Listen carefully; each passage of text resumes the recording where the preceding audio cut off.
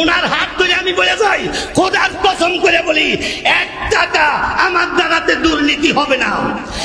1 টাকা আমার দ্বারাতে কেহ চুরি করে খাইতে পারবে না ইনশাআল্লাহ। আমি চাই হযরত ওমরের মতো আজকে আর ওমর আসবে না।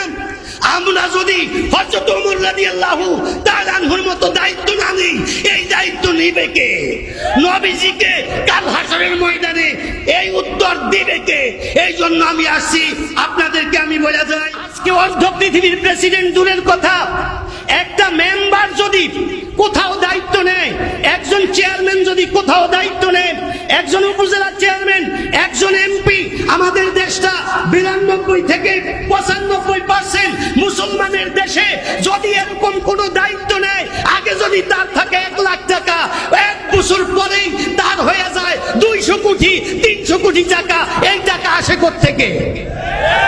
কারণ আমরা যাদেরকে নেতা বানাই তাদের কোরআনের জ্ঞান নাই, হাদিসের জ্ঞান নাই, তাদের মধ্যে ন্যূনতম নবীর আদর্শ না থাকার কারণে যে চেয়ারে বসাইবেন শুধু চুরি আর চুরি।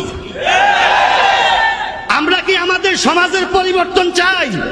কে কে চান? আমি আপনাদেরকে কথা দিতে পারি, চান্দিনা থেকে আমার নির্বাচনের কথা চলতেছে। যদি আমি চান্দিনা থেকে নির্বাচন করি আর আপনারা আমাকে নির্বাচিত করেন, কোন চেয়ারম্যান, কোন মেম্বার, কোন উপজেলা চেয়ারম্যান, কোন থানার ওসি, কোন ইউনো, কোন টিউনো 1টা পয়সা চুরি করতে পারবে না ইনশাআল্লাহ। শেষ কথা, আজকে মসজিদে যদি 1 লাখ টাকা বরাদ্দ আছে সরকারের, 15,000 টাকা রেখে দেওয়া হয়। মাদ্রাসার যদি 1 লাখ টাকা আছে, 15,000 টাকা রেখে দেওয়া হয় লাখে।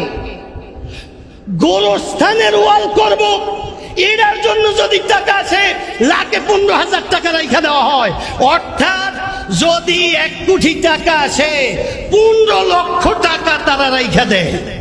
আমি আপনাদেরকে কথা দেই, শুধু মাদ্রাসা, মসজিদ, গোরস্থান এটা না, primary school, high school, college, varsity, চান্দিনাতে যত শিক্ষা প্রতিষ্ঠান আছে, যত উপাসনালয় আছে, কোন সরকারি বরাদ্দের 1 টাকা কোন অফিস আপনাদের খাইতে পারবে না। আপনারা পরিপূর্ণ 1 কোটি টাকা 1 কোটি টাকাই পাবেন। যদি অফিসে 5 পাই, 10 পাই, 5,000 টাকা খরচও লাগে, এটা আমি আমার পকেট থেকে দিয়া হইলেও পরিপূর্ণ টাকা আমি আপনাদের কাছে হস্তান্তর করব ইনশাআল্লাহ। কারি সাহেব হুজুর যদি আজকে থাকতেন, উনি এই সিদ্দিকী সাহেবের চেয়ারে বসা থাকতেন আর আপনাদেরকে বলতেন, আমার এই আওলাদরে আপনারা ভোট দিয়ে, সে চুরি করবে না, সে আপনাদের 1 পয়সা মাইরা খাবে না। সারা জীবন তো দিলেন, 54 বছর তো জাতীয় পার্টি দিলেন, বিএনপি দিলেন, আওয়ামী লীগ দিলেন, 54 বছর তো কেবল দিলেন। এইবার একটা ভোট ইসলামকে দিয়ে দেখেন, শান্তি আল্লাহর রহমতে আমাদের কদম ছুঁইব ইনশাআল্লাহ।